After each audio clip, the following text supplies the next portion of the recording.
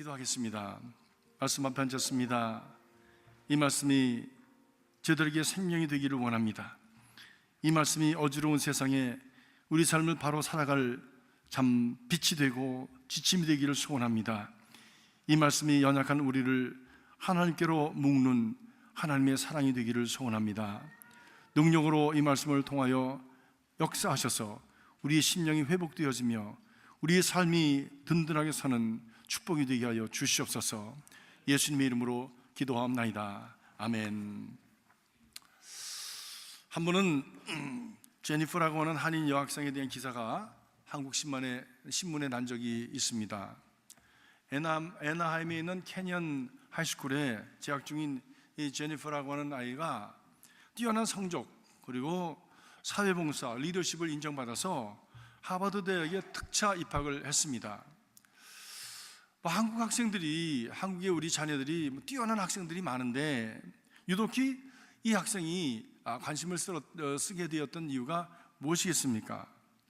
그것은 그가 공부도 잘하고 사회활동도 잘했지만 그가 어린 나이에, 이제 18살 난 어린 나이에 그의 꿈이 뭐냐고 물었더니 그 꿈이 풀타임 해외 선교사라고 그렇게 고백을 했습니다. 자기는 공부해서 앞으로 법대를 가고 그리고 변호사가 되어서 어려운 사람을 돕고 또 궁극적으로 나가서는 해외에 나가서 그 선교지에 나가서 영혼 구원하는 일을 위해서 자기 인생을 드리겠다고 그렇게 고백을 했습니다.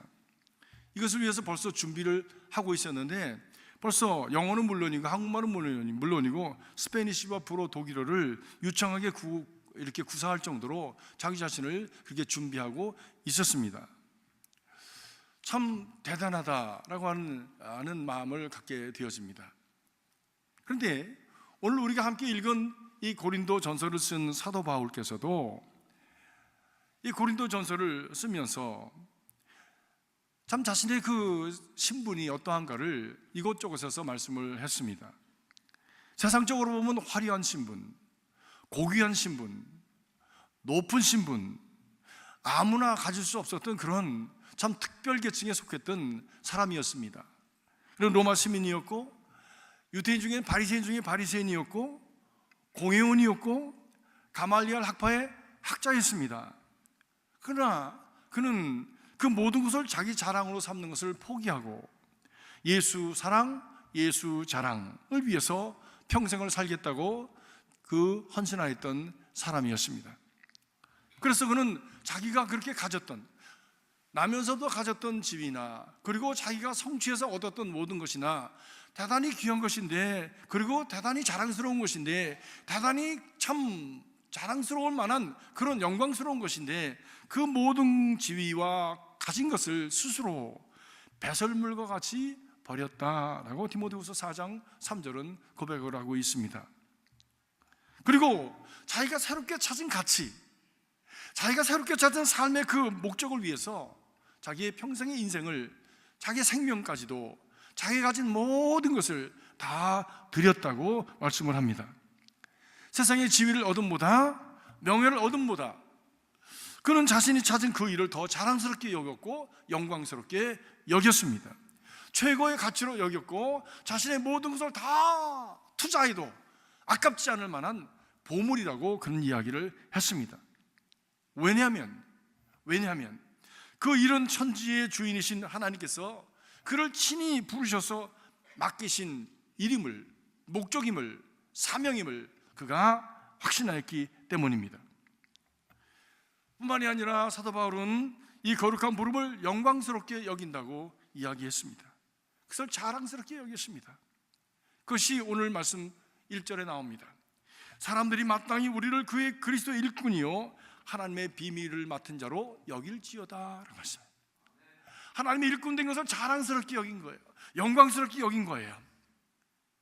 오늘 신년을 맞아서 우리 교회 새 살림을 맡아 곳곳에서 봉사할 섬길 일꾼들을 우리가 세우는 이 즈음에 오늘 말씀에 따라서 우리 마음의 자세, 믿음의 자세를 가다듬고 충성스러운 하나님의 사람으로 복스러운 삶을 향해서 나아가는 우리 모두가 될 수 있기를 간절히 바랍니다. 오늘 사도 바울께서 고린도 전서 4장 1절 2절을 통해서 말씀하신 바 바로 그가 맡은 사명, 부름을 받은 우리 삶의 자세는 어떠해야 되는가라고 하는 것을 분명하게 말씀하고 있습니다. 그것은 나는 하나님이 부르신 하나님의 일꾼이라고 하는 자각입니다. 확신입니다. 믿음입니다. 내가 이 직임을 맡은 것은 누가 나를 뽑아줘서가 아니라, 목사가 시켜서가 아니라, 제비는 사람이 뽑지만 그 일을 이루시는 분, 그 뒤에서 그 큰 손이 계신데 그 큰 손이 바로 하나님이시라고 하는 분명한 믿음을 가져야 한다는 말씀입니다. 전직 대통령의 부름을 받고 장관이 되신 분을 압니다. 이미 정부에 부름이 있을 것이라고는 언지를 받았기 때문에 그는 알았습니다. 그렇지만 대통령 비서실로부터 공식적인 전화를 기다리면서 전화기를 앞에다 놓고 온 가족이 함께 모여서 밤새껏 기다렸대. 그리고 임명을 받을 때 그 중책을 받은 것을 너무 기뻐하고 자랑스럽게 여기고 주변에 있는 모든 사람들이 다 축하했습니다. 축하받을 만한 일이죠. 축하받을 만한 일이죠. 믿습니까? 그런데 1년도 못하고, 왜? 한국 정치라는 게 그랬지 않습니까? 언제 낙동강 오리알이 될지 모르는 그 정치적인 상황에서도 그 비난을 받고 그 핍박을 받고 온갖 소리를 듣고 그리고 온갖 어려움을 당하는 그런 상황 속에서 장관이 되는 것, 그것 자체를 너무너무 자랑스럽고 너무너무 영광스럽게 여긴 거예요.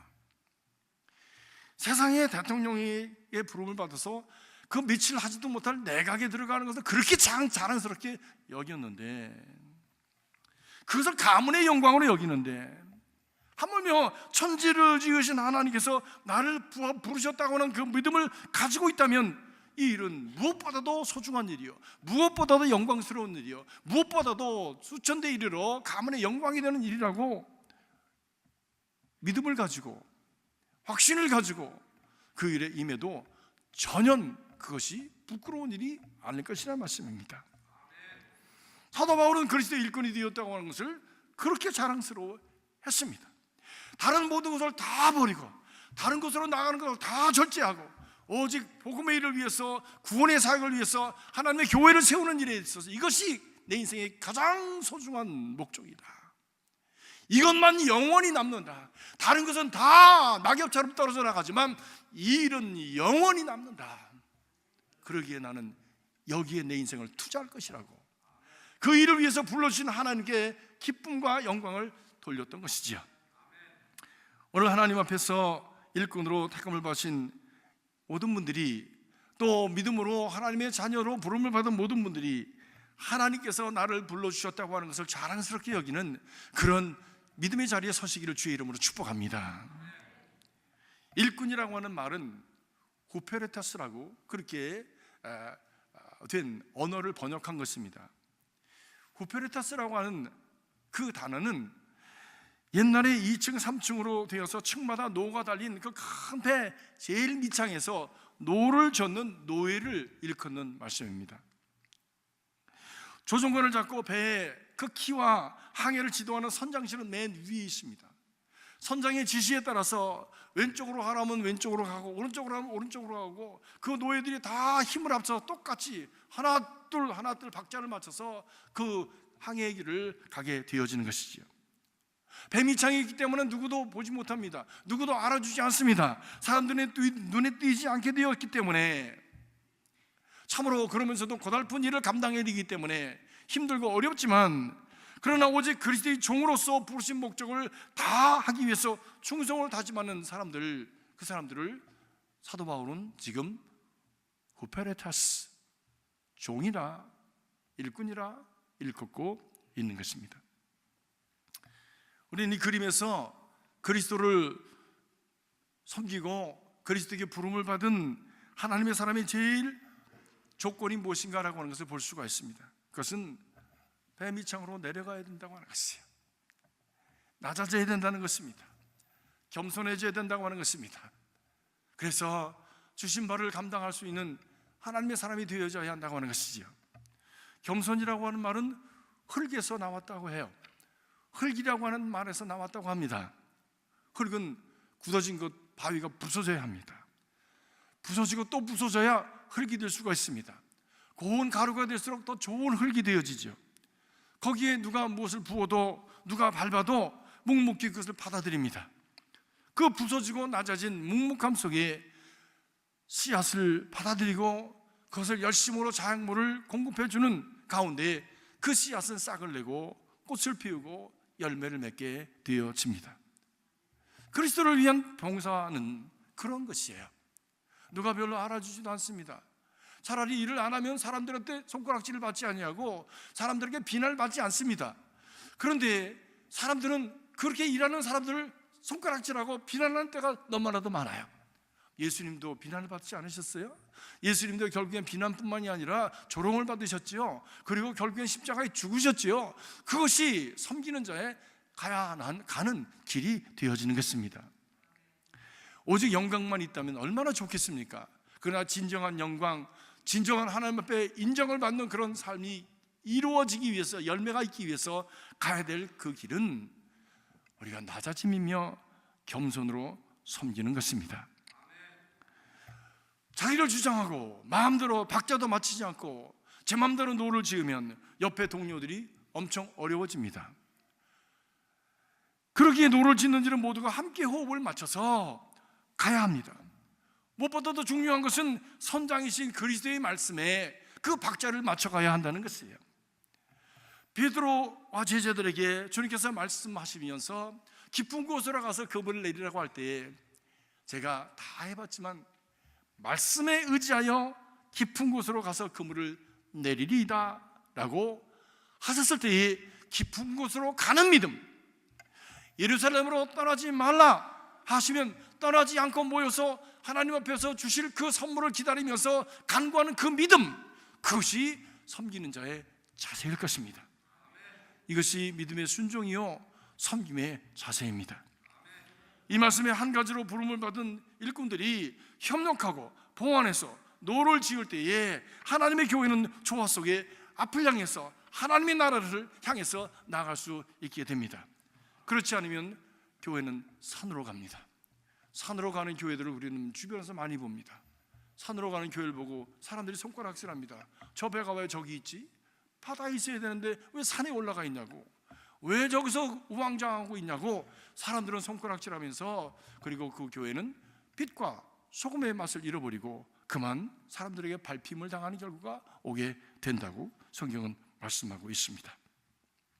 오늘 새 일꾼으로 부름을 받아서 세움을 받는 우리 모두는 이 순종과 조화를 다짐하면서 나갈 수 있기를 주님의 이름으로 축복합니다. 왜? 그것이 축복을 가져오는, 그것이 하나님의 축복 가운데 거하는 그 길이 되기 때문입니다. 구페레타스, 내려가야 됩니다. 그리고 종으로서 섬기는 것입니다. 두 번째로 부름을 받은 일꾼이 가져야 될 자세는 무엇입니까? 그것은 하나님의 비밀을 맡은 자로 살아가야 한다는 말씀입니다. 하나님의 비밀을 맡은 자, 이는 맡은 자라고 하는 말의 언어는 오이코노모스라고 합니다. 후페레타스 오이코노모스. 오이코노모스는 청지기를 말합니다. 주인의 비밀스러운 것까지 알아서 주인의 마음을 알아서 그것을 주님의 마음과 그 뜻에 맞게 그 집을 운영해가는 사람, 청지기 매니저입니다. 주인이 신뢰하면서 그 일을 맡긴 것이죠. 그래서 이번 일은 이렇게 했으면 좋겠다고, 이번 일은 저렇게 했으면 좋겠다고 주인의 마음을 그에게 보여주고 그리고 그 일을 처리해 주기를 신뢰한 것이죠. 그래서 그 집안 전체를 운영해 가도록 책임을 맡은 사람들이 바로 오이코노모스, 청지기 매니저입니다. 하나님의 비밀, 곧 주인의 뜻을 알아서 그 뜻을 이루어 드리는 사람, 주인의 뜻을 알아야 하는 것이 그 주인의 비밀이 무엇입니까? 주인의 비밀이 무엇입니까? 그 비밀을 알아야 그 뜻대로 행해야 될 텐데 그 비밀이 무엇입니까? 사랑하는 성도 여러분, 그 비밀을 아십니까? 그 비밀을 아십니까? 알아야만 한다는데 그 비밀이 뭐냐고. 이미 여러분은 알고 계신데 이렇게 제가 생뚱맞게 질문하니까 대답을 못 하실 뿐이에요. 왜? 성경에 다 나와 있으니까. 그 대답이 무엇입니까? 이는 복음의 비밀입니다. 복음의 비밀입니다. 하나님께서 만세전부터 계획하셔서 결국 예수 그리스도를 계획하신 대로 보내주셨고, 그리고 그 예수를 믿으면 우리가 구원받는다고 하는 하나님의 비밀, 그리고 하나님의 지혜, 세상이 볼 때는 너무나도 형편없는 어리석은 일인데 이것이야말로 오직 하나님의 지혜로 세상을 구하고 인생을 구하는 하나님의 비밀이라고 말씀하고 있는 것입니다. 그 하나님의 비밀을 통해서, 다시 말하면 예수 그리스도를 통해서 나도 그 구원을 받게 되어지고 하나님의 자녀가 되어진, 주는 자와 받는 자만 아는 그 구원의 비밀을 내가 가지고 있어야 되는 것이죠. 사랑하는 성도 여러분, 구원 받으셨습니까? 구원받은 경험이 있으십니까? 그 구원받았을 때 그 기쁨과 감격과 그 하나님을 향한 그 사랑의 고백을 잊지 마시기를 주님의 이름으로 축복합니다. 성경은 이것을 계속해서 첫사랑을 잊어버리지 말아라고 말씀합니다. 그것이 내게 비밀이에요. 내게 비밀이에요. 여러분 다 비밀 가지고 계시죠? 어떤 비밀? 여러분 회사에도 비밀이 있고요, 여러분 가정에도 비밀이 있습니다. 부부간에 두 사람만 나눠야 될 비밀이 있어요. 그 비밀을 다 이 사람 저 사람한테, 나는 이 사람하고 이렇게 했어 저렇게 했어 다 나눌 수는 없잖아요. 오직 두 사람만이 아는 은밀한 그 은밀한 내밀한 그 비밀을 갖는 그런 참 관계가 되어질 때 우리는 어떤 관계? 특별한 관계가 되어지는 거예요. 저희 집 사람하고 저하고도 특별한 비밀이 있습니다. 그 비밀을 여러분하고 나눌 수는 없어요. 그렇지만 저희가 그런 비밀을 공유하기 때문에 우리는 특별한 관계, 하나님과의 관계도 마찬가지. 그 특별한 관계가 이루어져야 돼. 그 특별한 사건이 있어야 돼. 그 사건은 무엇이냐? 바로 구원의 사건입니다. 누구를 통한 구원의 사건입니까? 예수 그리스도를 통한 구원의 사건입니다. 구원이라고 하는 것이 뭐 구원 다음에 10원이 있는 그런 구원이 아니라, 인생의 바닥에서, 인생의 갈 곳이 없는 방황 속에서, 그리고 내 인생의 한계 속에서 하나님께서 나에게 새로운 길을 열어주신, 그리고 그 전의 가치가 아니라, 그 전의 삶을 살아가는 방법이 아니라 전혀 다른 하늘의 방법으로, 그리고 새로운 인생으로 살아가시는 그 길을 내게 열어주셔서 나는 새로운 피조물이 되었습니다. 누구든지 예수 그리스도 안에 있으면 새로운 피조물입니다라고 담대하게 고백할 수 있는 바로 그 비밀, 그 체험, 그것이 중요한 거예요. 그 비밀을 놓치면 안 되는 겁니다. 주인과 청지기가 그 비밀이 있기 때문에 신뢰의 관계가 이루어지고, 주인은 그를 신뢰하면서 이 모든 것을 맡길 수 있는 것입니다. 이것을 깨닫게 하시고 이 모든 일을 이루시는 분이 누구십니까? 바로 성령이십니다. 우리는 성령으로 말미암아 예수가 그리스도라고 고백할 수 있고, 성령으로 말미암아 고백된 예수 그리스도를 살아낼 수가 있고, 그리고 성령으로 말미암아 하나님의 나라에 담대하게 죽음을 넘어갈 수 있는 것이지요. 왜? 성령께서 가르치시는 바는 바로 예수 그리스도이시니까. 그가 오시면 내가 너에게 말한 바로 생각나게 하시리라. 그가 오시면 죄에 대해서, 심판에 대해서, 의에 대해서 너에게 깨닫게 하시고 알게 하시리라 하십니다. 하나님이 하신 말씀을 그대로, 예수께서 가르치신 말씀을 그대로 재현시키셔서 우리에게 알게 하시고 생각나게 하시고 우리를 그 방향으로 인도해 가시는 분이 바로 성령이시니까, 구원을 이루시는 분, 역사하시는 분은 바로 예수 그리스도 안에 계신 예수 그리스도의 영, 성령인 것입니다. 이 비밀을 품은 청지기 일꾼들이 되시길 주님의 이름으로 축복합니다. 과거의 역사를 자랑하지 마시기 바랍니다. 옛날에 있었던 것만 자꾸 얘기하지 마시기 바랍니다. 지금 나는 어떠하느냐 하는 것이 중요한 것이에요. 옛날에 심었던 결과가 오늘이고, 오늘 심는 결과가 미래가 될 것입니다. 오늘 부지런하게 이 주인과의 비밀스러운 관계 속에서 여러분의 믿음과 신뢰를 이 안에 심어가는 그런 삶을 살아가게 될 때에 하나님께서 우리에게 약속하시고 기대하시는 영광스러운 미래가 펼쳐지게 될 것입니다. 성경이 우리에게 말씀하는 인생이라고 하는 것에 대한 분명한 이해는, 인생은 청지기라는 거예요. 예수께서 청지기에 대한 말씀을 많이 하셨습니다. 주인의 것을 맡아서 잘 관리한 선한 청지기가 있는가 하면, 맡은 것을 자기 것처럼 제 마음대로 사용하다가 그만 주인한테 걸려가지고 파이어 당하는 그런 청지기도 있더라 말씀하셨어요. 저도 그런 청지기 봤어요. 어느 회장님의 그 상무 되시는데 얼마나 그냥 깨끗하고 산박하고 노는 것도 잘하고 아무튼 지혜롭고 재빠르고 아무튼 꾀도 많고 뭐 이런 분이세요. 30년 동안 그 회장님하고 같이 지내면서 회사를 길렀대요. 어디 가든지 그림자처럼 그분이 거기 있었어. 언제든지 그분하고 의논을 하는 걸 내가 봤어요.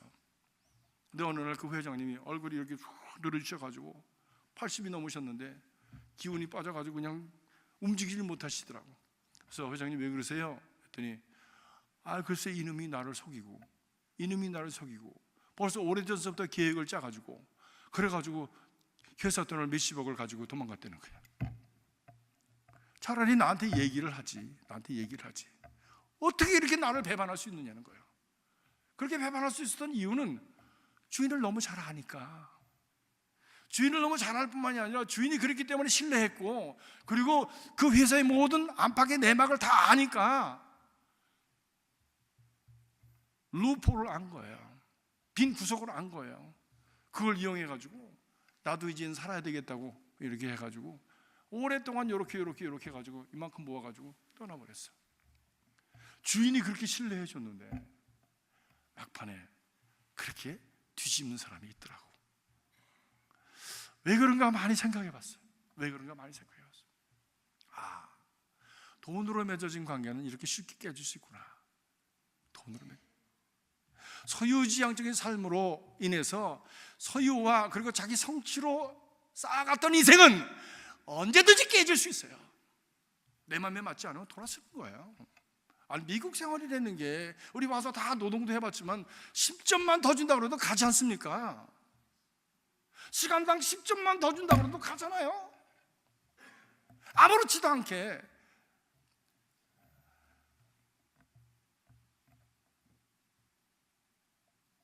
단골이 어디 있어요? 미국에 단골이 있습니까?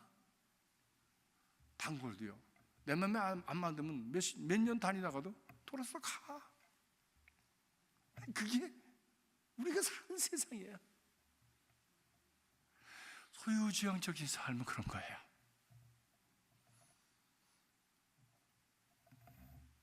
열 번 잘하다가 한 번 잘못해도 마음이 상해서 상처받고 돌아서. 그게 소유지향적인 삶의 모습이에요. 그런데 존재지향적인 모습은 그런 것이 아니에요. 주고받는 것에 의해서 이어지는 것이 아니라 그 존재 자체를 귀하게 여기고 사랑스럽게 여기고, 그리고 그가 있음으로 말미암아 내가 있음을 인정하고, 그리고 서로를 존귀하게 여기는 그런 관계. 그래서 내가 좀 없어도 그를 여전히 사랑할 수 있고 여전히 귀하게 여길 수 있는 바로 그런 관계가 존재지향적인 관계입니다. 우리가 속회를 이렇게 새롭게 묶는 이유는 바로 그런 관계를 만들어 가십시오. 세상은 그렇게 소유지향적으로 가면서 쉽게 배반하고 쉽게 상처를 주는 그런 삶의 환경 속에서 살아가지만, 그 안에서 우리는 좀 우리의 존재를 고상하게 하고 아름답게 하고 복되게 하는 그 길을, 하나님께서 우리에게 가르쳐주신 그 길을 우리는 이 안에서 만들어 가십시다 해서 속회를 만드는 거예요.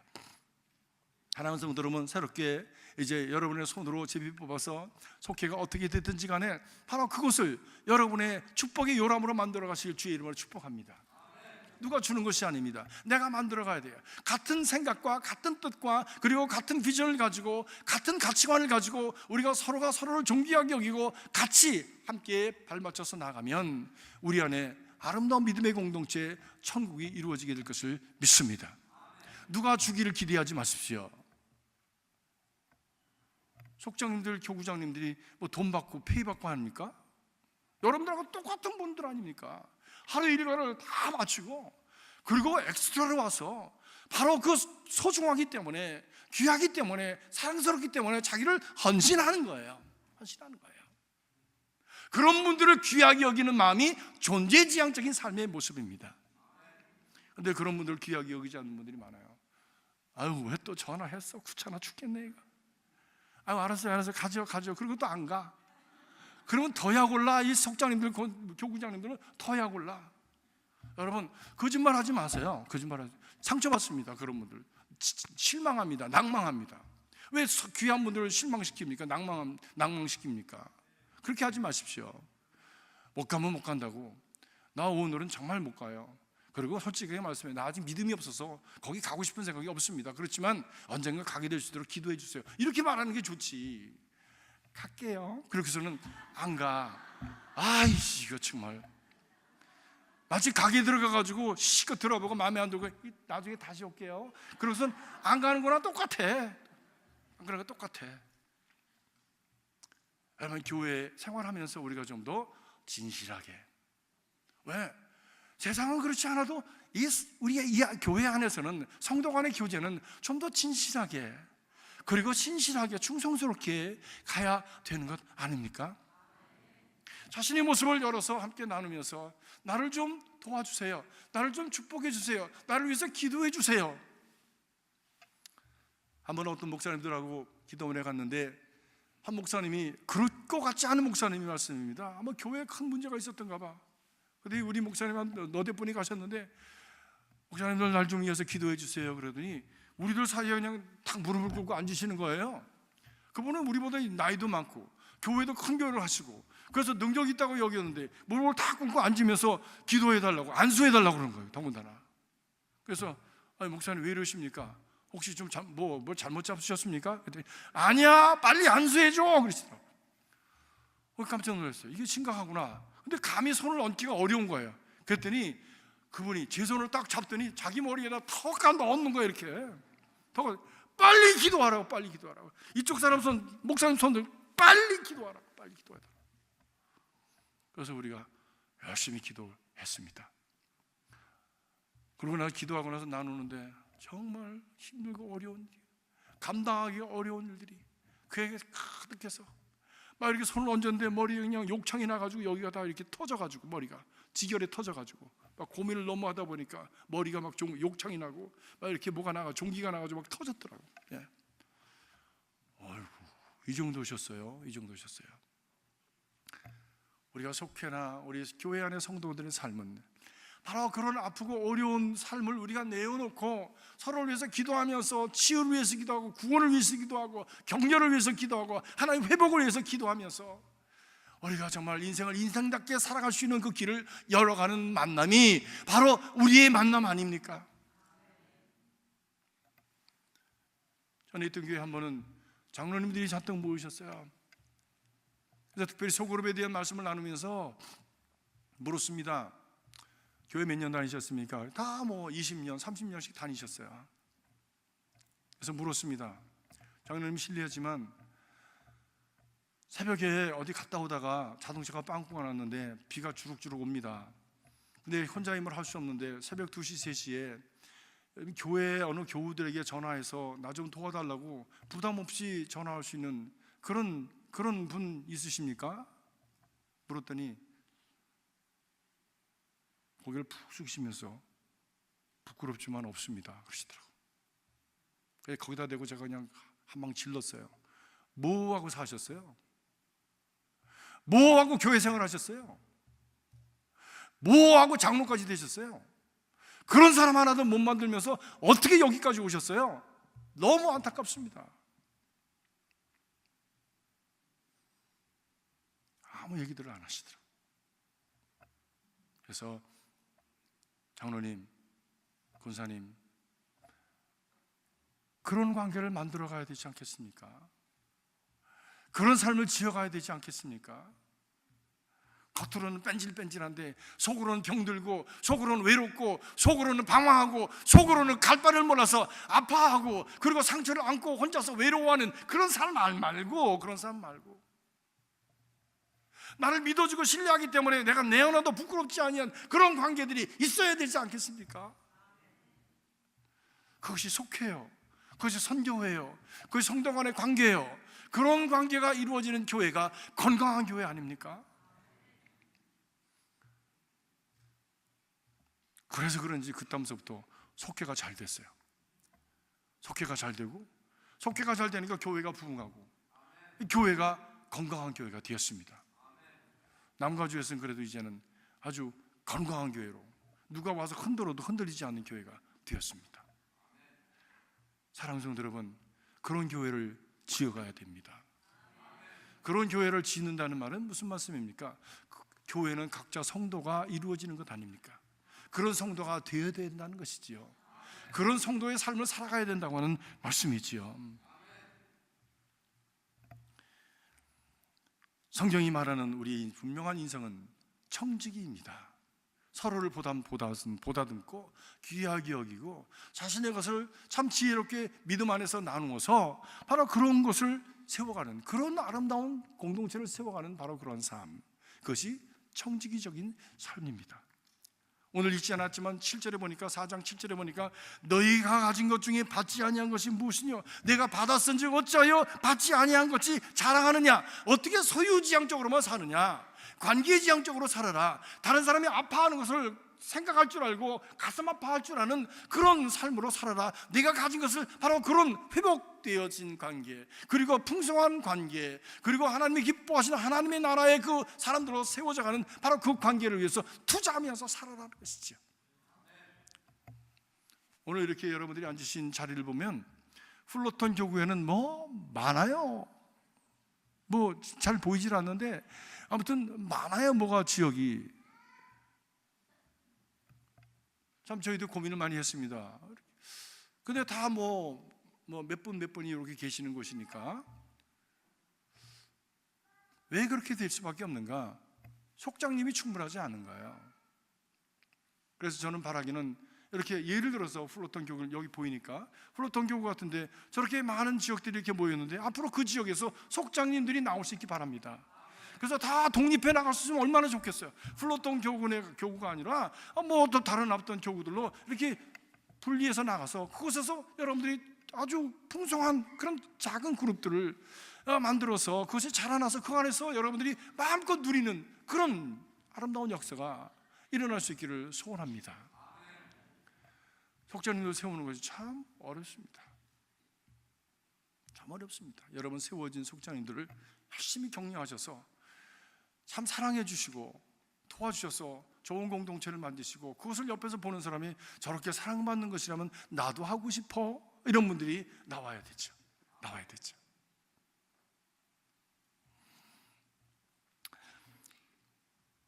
세 번째로 오늘 말씀 보니까 하나님의 일꾼은 어떤 자세를 가져야 되느냐? 내면의 자세가 바로 충성이다, 이렇게 말씀합니다. 후페레타스, 오이코노모스, 세 번째는 피스티스입니다. 믿음의 자세. 피스티스라고 하는 말과 그 말은 믿음이라고 하는 말이기도 하면서 충성이라고 하는 말이기도 합니다. 다시 말하면 믿음을 가진 사람은 충성스러운 사람이 되어지는 거예요. 근데 충성스러운 사람은 어떤 사람이냐? 우리가 한 분을 보니까 가운데 중자 밑에다가 마음 심자 썼지 않습니까? 그렇죠? 마음의 중심을 딱 잡는 것이 충입니다. 좌로나 우로나 치우치지 않는 거예요. 심지를 곧게 갖는 거예요. 이것이 충입니다. 그런 고전 마음을 가지고 말씀 언변에 이룰 성자, 하나님의 말씀을 일구어가는 삶을 향해서 나아가는 바로 그런 삶이 충성입니다. 여러분의 헌신을 통해서 하나님의 말씀이 이루어지는 역사가 있기를 바랍니다. 말씀 안에는 우리를 향하신 하나님의 약속이 담겨져 있습니다. 그 약속이 이루어지는 것이 이루어지는 그런 아름다운 열매들을 맺혀가는 저와 여러분의 삶이, 우리 교회의 삶이 될 수 있기를 주님의 이름으로 간절히 기원합니다. 오늘 시대는 방황하는 시대요, 잃어버린 시대가 되었습니다. 왜냐하면 물질과 실리만 따르다 보니까 결국 이웃을 잃어버리고 외로운 시대가 된 것입니다. 중심을 잡지 못하고 자기를 잃어버리고 이웃을 잃어버리고 삶의 참된 목표를 잃어버리는 세대가 되었습니다. 마음속 깊은 곳을 들여서 진실하게 사랑하고 충성을 다할 대상을 잃어버린 인생은 참 외롭고 그리고 고달프고 무의미한 인생이 되어지는 것입니다. 젊은이들이 방황하는 시대라고 하는데 젊은이들이 왜 방황합니까? 아직까지 그들이 충성해야 될 대상을 찾지 못하고 그것을 붙들지 못해서 방황하는 것 아닙니까? 그래서 일반적으로 우리 자녀들이 대학교 가면 대학교 가서 그 과를 한 5번쯤 바꾼대요. 처음에는 의대 간다고 바이올로지 갔다가 그다음에 피직스 했다가 그다음에 케미스트리 했다가 그다음에 이것저것 뒤적뒤적 하다 보니까 그것도 아니니까 그다음에 이코노믹스 했다가 그다음에 나중에는 폴리티컬 사이언스 했다가 그러고서 왔다 갔다 하다가 한 곳에 집중을 안 하니까 많은 것을 변죽 것을 들이다 보니까 시간이 더 들어서 4년 만에 졸업하는 학생들이 별로 없다는 거 아닙니까 요즘? 방황이지요. 부모가 알지 못하는 방황을 아이들은 그 안에서 하는 거예요. 왜? 아직도 분명한 목표를, 자기 마음에 드는 목적을 분명히 붙들지 못했기 때문이죠. 그런데 우리 인생이 그렇게 된다면 우리는 어디로 가는 겁니까? 어디로 가야 되는 겁니까? 인생이 참 고달프고 외롭고 누구도 다 대신해서 나를 살아줄 수 없는 그런 인생을 홀로 걸어가야 되는 외로움과 무의미한 인생이 될 수밖에 없는 것입니다. 사랑하는 성도 여러분, 세상이 변하고 또 세상이 나를 배반한다고 할지라도 하나님은 변하지 않으시고 하나님은 신실하시고 하나님은 충성스러우시고 하나님은 변개하는 그림자도 없으신 분이시라고 성경은 말씀합니다. 처음과 끝이 같으시고 영원히 동일하신 하나님, 그 하나님을 든든히 붙드는 저와 여러분이 되시길 주님의 이름으로 축복합니다. 전심을 다해서 이 귀한 것을 붙드는, 전심을 다해서 이것을 보석처럼 붙드는 여러분 되시길 주님의 이름으로 간절히 기원합니다. 이 세상과 세상에 있는 것들을 사랑하지 말라, 이 시대를 본받지 말라. 이 세상과 세상에 있는 것들은 하나님이 계시지 않으니라. 하나님은 하나님을 든든히 붙드는 바로 그 인생을 축복하십니다. 그런 얘기들이 성경에는 수도 없이 나와요. 아브라함에 대한 이야기, 이삭에 대한 이야기, 다윗에 대한 이야기. 그분들이 다 힘들고 어려운 속에서 죽음의 그림자를 보는 그런 어떤 삶의 역경 속에서 여전히 그 가운데서 하나님은 나의 목자시니 내게 부족함이 없으리로다 라고 고백하면서 꿋꿋하게 그 길을 충성스럽게 갔던 피스티스의 사람들, 이 사람들을 하나님께서 결국에는 높이셔서 하나님의 영광을 나타내는 존귀한 존재로 세워주셨습니다. 그렇기 때문에 이 하나님의 신실하심을 알고 믿고 그것을 보석처럼 붙들고 살아가는 사람은 역경과 환난 속에서도 힘들고 어려운 가운데서도 여전히 믿음과 소망의 언어를 말하게 되어지는 것이지요. 하나님은 선하신 하나님, 좋으신 하나님, 우리에게 지금도 선한 일을 이루시는 분, 바로 그분이 우리의 하나님이십니다. 그 하나님은 모든 것을 통해서 우리에게 가장 좋은 것을 주시는 분이십니다 라고 하는 것을 고백하는 믿음의 사람들. 그렇기 때문에 오늘의 삶 속에서 힘들고 어려울지라도 그 하나님 앞에 충성을 놓치지 않는 사람들이 진실한 믿음의 성도가 되어지는 것입니다. 사랑하는 성도 여러분, 오늘 일꾼 임명 예배를 드리면서, 헌신 예배를 드리면서 참 일꾼의 자세는 어떠해야 되는지에 대한, 믿음의 자세는 어떠해야 되는지에 대한 것을 말씀을 통해서 상기해 보았습니다. 하나님 일꾼은 하나님께서 이 일을 내게 맡기셨다고 하는 분명한 믿음을 가져야 됩니다. 또 이것을 맡으면서 하나님이 나를 신뢰해 주셨다고 하는 청지기적인 그런 마음을 가져야 됩니다. 무엇보다도 충성스러운 믿음의 자세를 가져야 하는 것입니다. 이로 인해서 우리 하나하나와 온 교회가 하나님 앞에 복 있는 자로 서게 될 것입니다. 기도하겠습니다.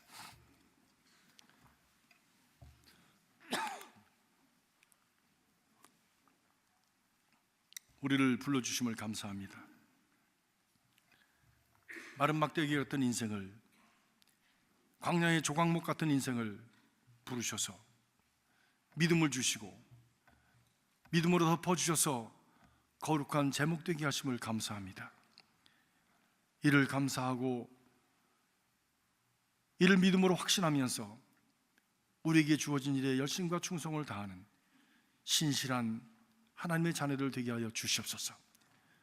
그를 통해서 수천대에 이르러 복을 주시겠다고 약속하신 하나님의 약속이 이루어지는 귀한 인생, 복된 인생, 참으로 명문의 가문들이 이루어지도록 축복하여 주시옵소서. 감사드리며 주님의 이름으로 기도하옵나이다. 아멘.